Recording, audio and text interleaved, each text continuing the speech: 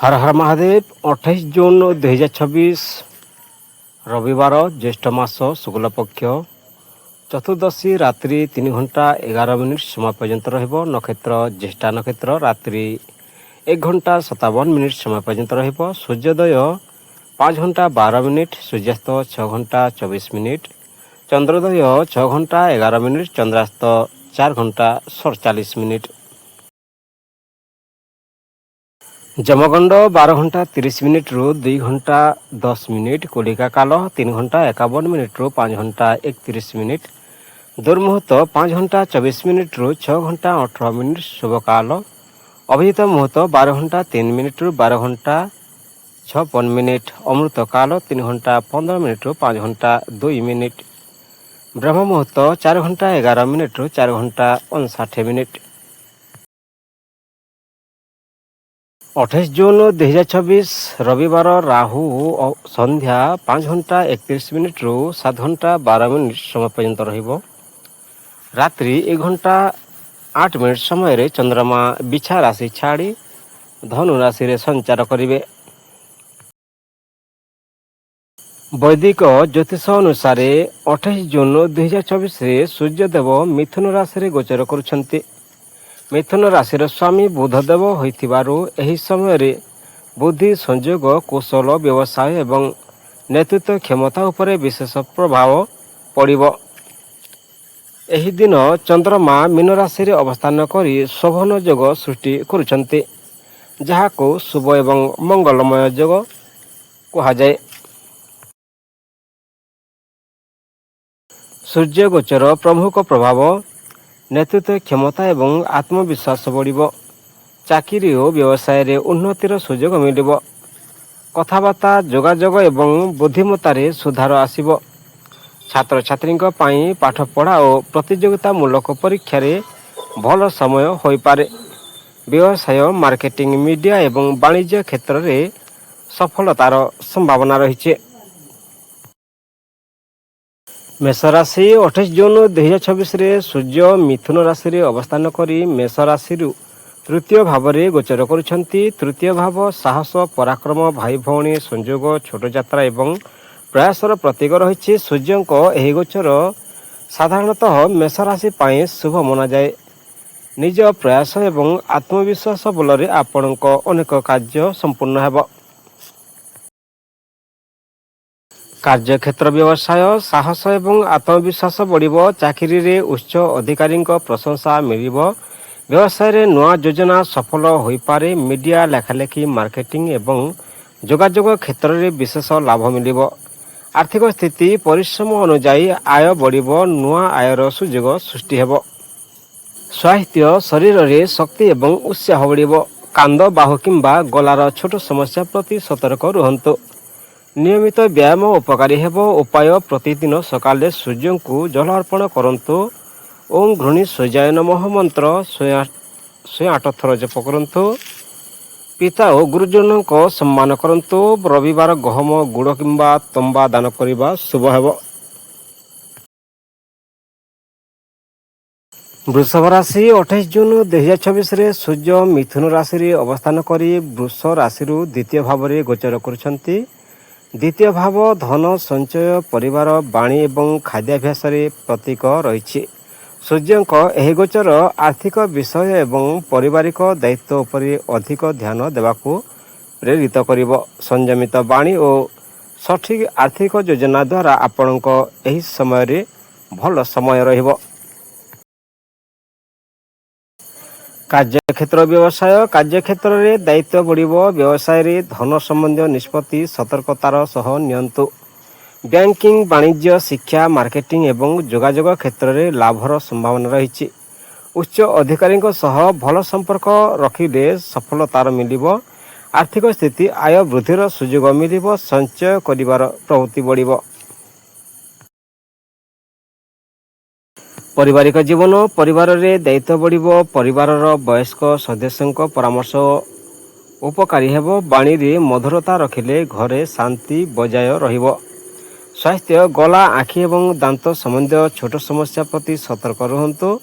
संतुलित खाद्य एवं पर्याप्त पानी पियंतु। नियमित व्यायाम और ପ୍ରାଣାୟାମ ଲାଭଦାୟକ ହେବ।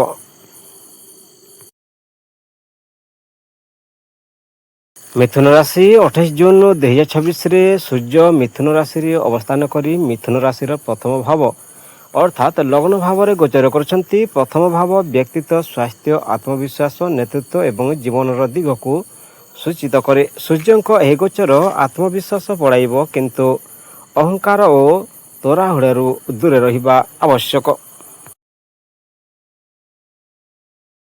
କାର୍ଯ୍ୟକ୍ଷେତ୍ର ବ୍ୟବସାୟ ନୂଆ ଦାୟିତ୍ୱ ଏବଂ ନେତୃତ୍ୱର ସୁଯୋଗ ମିଳିବ। ଚାକିରିରେ ଉଚ୍ଚ ଅଧିକାରୀଙ୍କ ପ୍ରଶଂସା ପାଇପାରନ୍ତି। ବ୍ୟବସାୟରେ ନୂଆ ଯୋଜନା ଲାଭଦାୟକ ହୋଇପାରେ। ମିଡ଼ିଆ, ଶିକ୍ଷା, ଲେଖାଲେଖି, ମାର୍କେଟିଂ ଏବଂ ଯୋଗାଯୋଗ କ୍ଷେତ୍ରରେ ସଫଳତାର ସମ୍ଭାବନା ରହିଛି। ଆର୍ଥିକ ସ୍ଥିତି, ଆୟରେ ଉନ୍ନତି ହୋଇପାରେ। ନୂଆ ଆୟର ଉତ୍ସ ସୃଷ୍ଟି ହୋଇପାରେ। ପାରିବାରିକ ଜୀବନ, ପରିବାରରେ ଆପଣଙ୍କ କଥାର ଗୁରୁତ୍ୱ ବଢ଼ିବ। ପିତା କିମ୍ବା ବୟସ୍କ ବ୍ୟକ୍ତିଙ୍କ ସହଯୋଗ ମିଳିବ। ପରିବାରରେ ସମ୍ମାନ ବଢ଼ିବ। ସ୍ୱାସ୍ଥ୍ୟ, ଶକ୍ତି ଓ ଉତ୍ସାହ ବଢ଼ିବ। ମୁଣ୍ଡବିନ୍ଧା, ଆଖି କିମ୍ବା ରକ୍ତଚାପ ସମ୍ବନ୍ଧୀୟ ଛୋଟ ସମସ୍ୟା ପ୍ରତି ସତର୍କ ରୁହନ୍ତୁ। ଯୋଗ, ପ୍ରାଣାୟାମ ଏବଂ ପର୍ଯ୍ୟାପ୍ତ ବିଶ୍ରାମ ଉପକାରୀ ହେବ। କର୍କଟ ରାଶି 28 ଜୁନ 2026ରେ ସୂର୍ଯ୍ୟ ମିଥୁନ ରାଶିରେ ଅବସ୍ଥାନ କରି କର୍କଟ ରାଶିରୁ ଦ୍ୱାଦଶ ଭାବରେ ଗୋଚର କରୁଛନ୍ତି। ଦ୍ୱାଦଶ ଭାବ ବ୍ୟୟ, ବିଦେଶ, ହସ୍ପିଟାଲ, ଆଧ୍ୟାତ୍ମିକତା, ଏକାନ୍ତ ଓ ମୋକ୍ଷର ପ୍ରତୀକ ରହିଛି। ସୂର୍ଯ୍ୟଙ୍କ ଏହି ଗୋଚର ମିଶ୍ରିତ ଫଳ ଦେଇପାରେ, ତେଣୁ ଖର୍ଚ୍ଚ ଓ ସ୍ୱାସ୍ଥ୍ୟ ପ୍ରତି ବିଶେଷ ସତର୍କତା ଆବଶ୍ୟକ।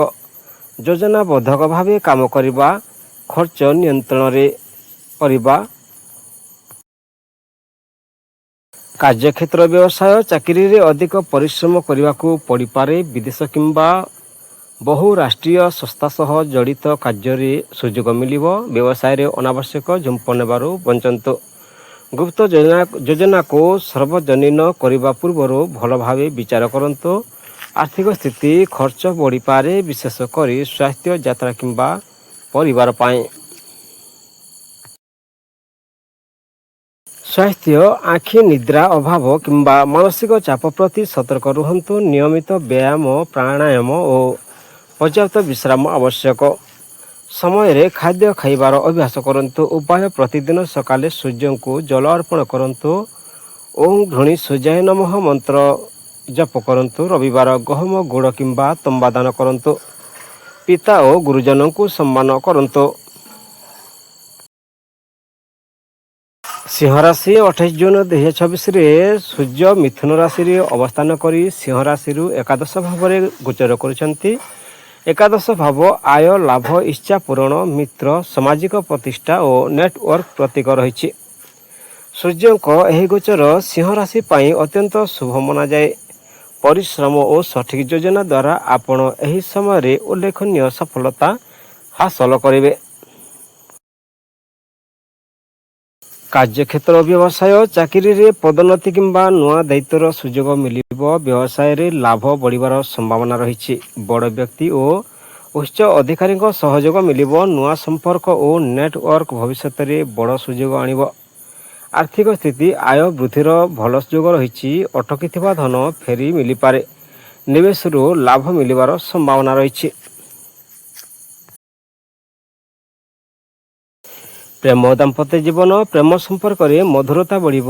ଜୀବନସାଥୀଙ୍କ ସହ ସହଯୋଗ ଓ ବୁଝାମଣା ଭଲ ରହିବ। ଅବିବାହିତଙ୍କ ପାଇଁ ଭଲ ବିବାହ ପ୍ରସ୍ତାବ ଆସିବ। ସ୍ୱାସ୍ଥ୍ୟ ସାଧାରଣତଃ ଭଲ ରହିବ। ଶକ୍ତି ଓ ଆତ୍ମବିଶ୍ୱାସ ବଢ଼ିବ। ନିୟମିତ ବ୍ୟାୟାମ ଓ ସନ୍ତୁଳିତ ଖାଦ୍ୟ ଉପକାରୀ ହେବ। କନ୍ୟା ରାଶି 28 ଜୁନ 2026ରେ ସୂର୍ଯ୍ୟ ମିଥୁନ ରାଶିରେ ଅବସ୍ଥାନ କରି କନ୍ୟା ରାଶିରୁ ଦଶମ ଭାବରେ ଗୋଚର କରୁଛନ୍ତି। ଦଶମ ଭାବ କର୍ମ, ଚାକିରି, ବ୍ୟବସାୟ, ପଦ ପ୍ରତିଷ୍ଠା, ନେତୃତ୍ୱ ଏବଂ ସାମାଜିକ ସମ୍ମାନର ପ୍ରତୀକ ରହିଛି। ବୈଦିକ ଜ୍ୟୋତିଷରେ ସୂର୍ଯ୍ୟଙ୍କ ଦଶମ ଭାବ ଗୋଚର ଅତ୍ୟନ୍ତ ଶୁଭ ମନାଯାଏ। ଏହି ସମୟରେ ପରିଶ୍ରମ, ଶୃଙ୍ଖଳା ଓ ନେତୃତ୍ୱର କ୍ଷମତା ଆପଣଙ୍କୁ ବଡ଼ ସଫଳତା କରିବ। କାର୍ଯ୍ୟକ୍ଷେତ୍ର ବ୍ୟବସାୟ, ଚାକିରିରେ ପଦୋନ୍ନତି କିମ୍ବା ନୂଆ ଦାୟିତ୍ୱ ମିଳିବ। ଉଚ୍ଚ ଅଧିକାରୀଙ୍କ ବିଶ୍ୱାସ ଓ ପ୍ରଶଂସା ପାଇପାରନ୍ତି। ବ୍ୟବସାୟରେ ନୂଆ ସୁଯୋଗ ଓ ଲାଭ ବଢ଼ିବ। ସରକାରୀ କାମ କିମ୍ବା ପ୍ରଶାସନିକ କ୍ଷେତ୍ରରେ ସଫଳତା ମିଳିବ। ଆର୍ଥିକ ସ୍ଥିତି, ଆୟ ବୃଦ୍ଧିର ଭଲ ସମ୍ଭାବନା ରହିଛି। ପରିଶ୍ରମ ଅନୁଯାୟୀ ଧନ ଲାଭ ହେବ। ଅଟକିଥିବା ଧନ ଫେରି ମିଳିପାରେ। ସ୍ୱାସ୍ଥ୍ୟ ସାଧାରଣତଃ ଭଲ ରହିବ। କାମର ଚାପ ଯୋଗୁଁ କ୍ଳାନ୍ତି ଅନୁଭବ ହୋଇପାରେ। ନିୟମିତ ବିଶ୍ରାମ, ଯୋଗ ଓ ପ୍ରାଣାୟାମ ଉପକାରୀ ହେବ। ଉପାୟ: ପ୍ରତିଦିନ ସକାଳେ ସୂର୍ଯ୍ୟଙ୍କୁ ଜଳ ଅର୍ପଣ କରନ୍ତୁ। ଓଁ ଘୃଣୀ ସୂର୍ଯ୍ୟାୟ ନମଃ ମନ୍ତ୍ର 108 ଥର ଜପ କରନ୍ତୁ। ପିତା ଓ ଗୁରୁଜନଙ୍କୁ ସମ୍ମାନ କରନ୍ତୁ। ରବିବାର ଗହମ, ଗୁଡ଼ କିମ୍ବା ତମ୍ବା ଦାନ କରନ୍ତୁ। ତୁଲା ରାଶି 28 ଜୁନ୍ 2026ରେ ସୂର୍ଯ୍ୟ ମିଥୁନ ରାଶିରେ ଅବସ୍ଥାନ କରି ତୁଲା ରାଶିରୁ ନବମ ଭାବରେ ଗୋଚର କରୁଛନ୍ତି। ନବମ ଭାବ ଭାଗ୍ୟ, ଧର୍ମ, ଉଚ୍ଚ ଶିକ୍ଷା, ଗୁରୁ, ପିତା, ଦୀର୍ଘଯାତ୍ରା ଏବଂ ପୁଣ୍ୟ କର୍ମର ପ୍ରତୀକ ରହିଛି। ସୂର୍ଯ୍ୟଙ୍କ ଏହି ଗୋଚର ତୁଲାରାଶି ପାଇଁ ସାଧାରଣତଃ ଶୁଭ ଫଳଦାୟକ ହୋଇପାରେ। ପରିଶ୍ରମ ସହିତ ଭାଗ୍ୟର ସହଯୋଗ ମଧ୍ୟ ମିଳିବ, ଯାହା ଅନେକ କାର୍ଯ୍ୟକୁ ସଫଳତା ଆଣିବ। କାର୍ଯ୍ୟକ୍ଷେତ୍ର ବ୍ୟବସାୟ: ଭାଗ୍ୟର ସହଯୋଗରେ କାର୍ଯ୍ୟରେ ସଫଳତା ମିଳିବ। ଚାକିରିରେ ପଦୋନ୍ନତି କିମ୍ବା ନୂଆ ସୁଯୋଗ ଆସିବ। ବ୍ୟବସାୟରେ ବିସ୍ତାର ପାଇଁ ଅନୁକୂଳ ସମୟ ରହିଛି। ବିଦେଶ କିମ୍ବା ଦୂରସ୍ଥ ସ୍ଥାନ ସହ ଜଡ଼ିତ କାମରେ ଲାଭ ହୋଇପାରେ। ଆର୍ଥିକ ସ୍ଥିତି: ଆୟର ବୃଦ୍ଧିର ସମ୍ଭାବନା ରହିଛି। ପୁରୁଣା ନିବେଶରୁ ଲାଭ ମିଳିବ। ଧାର୍ମିକ କିମ୍ବା ଶୁଭ କାର୍ଯ୍ୟରେ ଖର୍ଚ୍ଚ ହୋଇପାରେ। ସ୍ୱାସ୍ଥ୍ୟ ସାଧାରଣତଃ ଭଲ ରହିବ। ଅଧିକ ଯାତ୍ରା କଲେ କ୍ଳାନ୍ତି ଅନୁଭବ ହୋଇପାରେ। ନିୟମିତ ବ୍ୟାୟାମ ଓ ସନ୍ତୁଳିତ ଖାଦ୍ୟ ଲାଭଦାୟକ ହେବ। ଉପାୟ: ପ୍ରତିଦିନ ସକାଳେ ସୂର୍ଯ୍ୟଙ୍କୁ ଜଳ ଅର୍ପଣ କରନ୍ତୁ। ଓଁ ଘୃଣୀ ସୂର୍ଯ୍ୟାୟ ନମଃ ମନ୍ତ୍ର 108 ଥର ଜପ କରନ୍ତୁ। ପିତା, ଗୁରୁ ଏବଂ ବୟସ୍କଙ୍କୁ ସମ୍ମାନ କରନ୍ତୁ। ରବିବାର ଗହମ, ଗୁଡ଼ କିମ୍ବା ତମ୍ବା ଦାନ କରିବା ଶୁଭ ଫଳ ହେବ। ବିଛା ରାଶି 28 ଜୁନ୍ 2026ରେ ସୂର୍ଯ୍ୟ ମିଥୁନ ରାଶିରେ ଅବସ୍ଥାନ କରି ବିଛା ରାଶିରୁ ଅଷ୍ଟମ ଭାବରେ ଗୋଚର କରୁଛନ୍ତି। ଅଷ୍ଟମ ଭାବ ହଠାତ୍ ପରିବର୍ତ୍ତନ, ଗୁପ୍ତଧନ, ଉତ୍ତରାଧିକାର, ଗବେଷଣା, ଦୀର୍ଘାୟୁ ଏବଂ ରହସ୍ୟର ପ୍ରତୀକ ରହିଛି। ସୂର୍ଯ୍ୟଙ୍କ ଏହି ଗୋଚର ମିଶ୍ରିତ ଫଳ ଦେଇପାରେ, ତେଣୁ ସତର୍କତା ଏବଂ ଧୈର୍ଯ୍ୟ ଆବଶ୍ୟକ। ଧୈର୍ଯ୍ୟ, ସଂଯମ ଏବଂ ସଠିକ୍ ନିଷ୍ପତ୍ତି ନେଲେ ଅସୁବିଧାକୁ ସମାଧାନ କରିପାରିବେ। କାର୍ଯ୍ୟକ୍ଷେତ୍ର ଓ ବ୍ୟବସାୟ: କାର୍ଯ୍ୟକ୍ଷେତ୍ରରେ ହଠାତ୍ ପରିବର୍ତ୍ତନ ହୋଇପାରେ। ଅଫିସରେ ଅଧିକାରୀଙ୍କ ସହ ମତଭେଦରୁ ଦୂରେ ରୁହନ୍ତୁ। ବ୍ୟବସାୟରେ କୌଣସି ବଡ଼ ନିଷ୍ପତ୍ତି ନେବା ପୂର୍ବରୁ ଭଲ ଭାବେ ବିଚାର କରନ୍ତୁ। ଗବେଷଣା, ବୀମା, କର, ଚିକିତ୍ସା ଏବଂ ଗୁପ୍ତ ବିଦ୍ୟା ସହ ଜଡ଼ିତ କାର୍ଯ୍ୟରେ ସଫଳତା ମିଳିପାରେ। ଆର୍ଥିକ ସ୍ଥିତି: ହଠାତ୍ ଖର୍ଚ୍ଚ ବଢ଼ିପାରେ। ଉତ୍ତରାଧିକାର କିମ୍ବା ବୀମା। ପାରିବାରିକ ଜୀବନ: ପରିବାରର କୌଣସି ବୟସ୍କ ସଦସ୍ୟଙ୍କ ସ୍ୱାସ୍ଥ୍ୟ ପ୍ରତି ଧ୍ୟାନ ଦିଅନ୍ତୁ। ଘରେ ଧୈର୍ଯ୍ୟ ଏବଂ ସଂଯମ ସହ କଥାବାର୍ତ୍ତା କରନ୍ତୁ। ଧାର୍ମିକ ଏବଂ ଆଧ୍ୟାତ୍ମିକ କାର୍ଯ୍ୟରେ ମନ ଲାଗିବ। ସ୍ୱାସ୍ଥ୍ୟ: ପେଟ, ରକ୍ତଚାପ କିମ୍ବା ଆଖି ସମ୍ବନ୍ଧୀୟ ସମସ୍ୟା ପ୍ରତି ସତର୍କ ରୁହନ୍ତୁ। ଗାଡ଼ି ଚଲାଇଲା ବେଳେ ସାବଧାନ ରୁହନ୍ତୁ। ନିୟମିତ ବ୍ୟାୟାମ, ଯୋଗ ଓ ପ୍ରାଣାୟାମ ଉପକାରୀ ହେବ। ଧନୁରାଶି 28 ଜୁନ୍ 2026ରେ ସୂର୍ଯ୍ୟ ମିଥୁନ ରାଶିରେ ଅବସ୍ଥାନ କରି ଧନୁରାଶିରୁ ସପ୍ତମ ଭାବରେ ଗୋଚର କରୁଛନ୍ତି। ସପ୍ତମ ଭାବ ବିବାହ, ଜୀବନସାଥୀ, ବ୍ୟବସାୟିକ ସହଭାଗିତା, ଜନସମ୍ପର୍କ ଏବଂ ସାମାଜିକ ସମ୍ପର୍କର ପ୍ରତୀକ ରହିଛି। ସୂର୍ଯ୍ୟଙ୍କ ଏହି ଗୋଚର ମିଶ୍ରିତ ଫଳ ଦେଇପାରେ, ତେଣୁ ସମ୍ପର୍କରେ ସଂଯମ ରଖିବା ଆବଶ୍ୟକ। ଧୈର୍ଯ୍ୟ, ସଂଯମ ଏବଂ ଭଲ ଯୋଗାଯୋଗ ଆପଣଙ୍କୁ ସଠିକ୍ ମାର୍ଗ ନେଇଯିବ। କାର୍ଯ୍ୟକ୍ଷେତ୍ର ବ୍ୟବସାୟ: ବ୍ୟବସାୟିକ ସହଭାଗିତାରେ ସତର୍କ ରୁହନ୍ତୁ। ଚାକିରିରେ ଉଚ୍ଚ ଅଧିକାରୀଙ୍କ ସହ ସମୟ ନ ରଖନ୍ତୁ। ନୂଆ ବ୍ୟବସାୟିକ ଚୁକ୍ତିରେ ସହି କରିବା ପୂର୍ବରୁ ସମସ୍ତ ସର୍ତ୍ତ ଭଲ ଭାବେ ପଢ଼ନ୍ତୁ। ଧୈର୍ଯ୍ୟ ଓ କୂଟନୀତି ଦ୍ୱାରା ସଫଳତା ମିଳିପାରେ। ଆର୍ଥିକ ସ୍ଥିତି: ଆୟ ସ୍ଥିର ରହିବ, କିନ୍ତୁ ଖର୍ଚ୍ଚ ଉପରେ ନିୟନ୍ତ୍ରଣ ଆବଶ୍ୟକ। ସହଭାଗିତାରୁ ଧନ ଲାଭର ସମ୍ଭାବନା ରହିଛି। ସ୍ୱାସ୍ଥ୍ୟ: ଶରୀରରେ କ୍ଳାନ୍ତି କିମ୍ବା ମାନସିକ ଚାପ ଅନୁଭବ ହୋଇପାରେ। ଆଖି, ରକ୍ତଚାପ କିମ୍ବା ପାଚନ ସମ୍ବନ୍ଧୀୟ ଛୋଟ ସମସ୍ୟା ପ୍ରତି ସତର୍କ ରୁହନ୍ତୁ। ନିୟମିତ ଯୋଗ ଓ ପ୍ରାଣାୟାମ ଲାଭଦାୟକ ହେବ। ଉପାୟ: ପ୍ରତିଦିନ ସକାଳେ ସୂର୍ଯ୍ୟଙ୍କୁ ଜଳ ଅର୍ପଣ କରନ୍ତୁ। ଓଁ ଘୃଣୀ ସୂର୍ଯ୍ୟାୟ ନମଃ ମନ୍ତ୍ର 108 ଥର ଜପ କରନ୍ତୁ। ରବିବାର ଗହମ ଗୁଡ଼ କିମ୍ବା ତମ୍ବା ଦାନ କରନ୍ତୁ। ମକର ରାଶି 28 ଜୁନ 2024ରେ ସୂର୍ଯ୍ୟ ମିଥୁନ ରାଶିରେ ଅବସ୍ଥାନ କରି ମକର ରାଶିରୁ ଷଷ୍ଠ ଭାବରେ ଗୋଚର କରୁଛନ୍ତି। ଷଷ୍ଠ ଭାବ ଶତ୍ରୁ, ଋଣ, ରୋଗ, ପ୍ରତିଯୋଗିତା, ଚାକିରି ଓ ସେବାର ପ୍ରତୀକ ରହିଛି। ବୈଦିକ ଜ୍ୟୋତିଷ ଅନୁସାରେ ସୂର୍ଯ୍ୟଙ୍କ ଏହି ଗୋଚର ଅନେକ କ୍ଷେତ୍ରରେ ଶୁଭ ଫଳ ଦେଇଥାଏ। ପରିଶ୍ରମ ଓ ଶୃଙ୍ଖଳା ଆପଣଙ୍କ ସଫଳତାର ମୂଳ ଚାବିକାଠି। କାର୍ଯ୍ୟକ୍ଷେତ୍ର ବ୍ୟବସାୟ ଚାକିରିରେ ପରିଶ୍ରମ ଫଳ ମିଳିବ। ପ୍ରତିଦ୍ୱନ୍ଦ୍ୱୀଙ୍କ ଉପରେ ବିଜୟ ଲାଭ କରିପାରିବେ। ଉଚ୍ଚ ଅଧିକାରୀଙ୍କ ସମର୍ଥନ ମିଳିବ। ବ୍ୟବସାୟରେ ଅଟକିଥିବା କାମ ସମ୍ପୂର୍ଣ୍ଣ ହୋଇପାରେ। ଆର୍ଥିକ ସ୍ଥିତି ଆୟରେ ସୁଧାର ହେବାର ସମ୍ଭାବନା ରହିଛି। ପୁରୁଣା ଋଣ ପରିଶୋଧ କରିବାର ସୁଯୋଗ ମିଳିବ। ଅନାବଶ୍ୟକ ଖର୍ଚ୍ଚ କମାଇ ସଞ୍ଚୟ ବଢ଼ାଇ ପାରିବେ।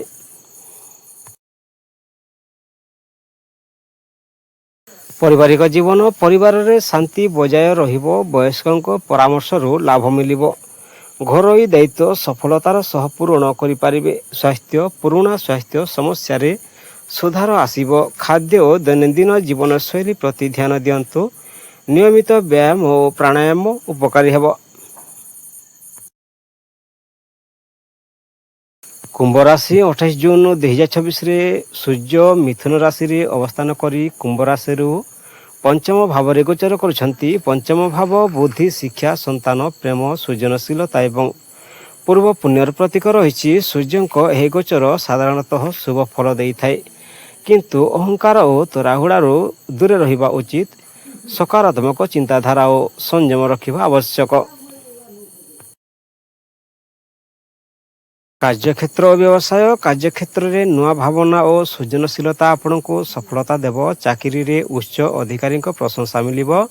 ବ୍ୟବସାୟରେ ନୂଆ ଯୋଜନା ଲାଭଦାୟକ ହୋଇପାରେ। ଶିକ୍ଷା, ମିଡ଼ିଆ, ଲେଖାଲେଖି, କଲା ଓ ପ୍ରଯୁକ୍ତି କ୍ଷେତ୍ରରେ ଭଲ ସୁଯୋଗ ମିଳିବ। ଆର୍ଥିକ ସ୍ଥିତି ଆୟରେ ଉନ୍ନତି ହେବାର ସମ୍ଭାବନା ରହିଛି। ପୁରୁଣା ନିବେଶରୁ ଲାଭ ମିଳିବ।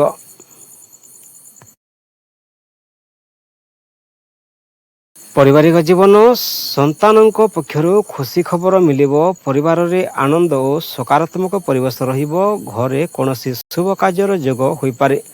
ସ୍ୱାସ୍ଥ୍ୟ ସାଧାରଣତଃ ଭଲ ରହିବ। ଅଧିକ ମାନସିକ ଚାପରୁ ଦୂରେ ରୁହନ୍ତୁ। ଯୋଗ, ପ୍ରାଣାୟାମ ଏବଂ ସନ୍ତୁଳିତ ଖାଦ୍ୟ ଲାଭଦାୟକ ହେବ।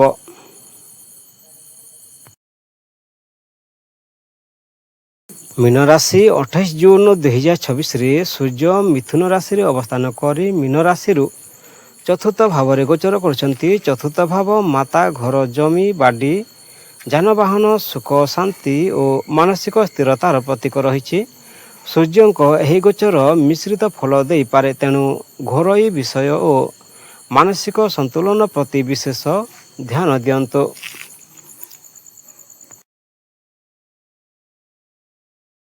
କାର୍ଯ୍ୟକ୍ଷେତ୍ର ଓ ବ୍ୟବସାୟ କାର୍ଯ୍ୟକ୍ଷେତ୍ରରେ ଦାୟିତ୍ୱ ବଢ଼ିବ। ଚାକିରିରେ ଅଧିକାରୀଙ୍କ ସହ ସମ୍ପର୍କ ଭଲ ରଖନ୍ତୁ। ବ୍ୟବସାୟରେ ଜମି, ଘର, ଯାନବାହନ କିମ୍ବା ରିଅଲ ଏଷ୍ଟେଟ୍ ସମ୍ବନ୍ଧୀୟ କାମରେ ସୁଯୋଗ ମିଳିବ।